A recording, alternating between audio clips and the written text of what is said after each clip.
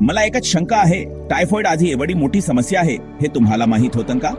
Typhoid हा salmonella typhi नावाच्या जीवाणूमुळे होणारा संसर्ग आहे. हा प्रामुख्याने दूषित अन्न आणि पाण्यामुळे पसरतो. जिथे स्वच्छतेचा अभाव असतो तिथे हा संसर्ग जास्त प्रमाणात आढळतो. याची लक्षणे उच्च ताप, डोकेदुखी, पोटदुखी, अशक्तपणा आणि भूक लागणे. कधी कधी गुलाबी पुरेही येऊ शकतात. जर उपचार केले नाही तर आतड्यामधून रक्तस्राव होणे यासारख्या गंभीर समस्या उद्भवू शकतात. तर तुमचा धोका किती आहे? घाणेरड्या पाण्या आणि अन्नाच्या संपर्कात येणे, स्वच्छता न ठेवणे आणि संक्रमित लोकांभोवती राहणे. उपचारामध्ये भरपूर पाणी पिणे, आराम करणे आणि स्वच्छता राखणे समाविष्ट आहे. ते पसरण्यापासून रोखण्यासाठी स्वच्छ पाणी, सुरक्षित अन्न आणि चांगली स्वच्छता आवश्यक आहे.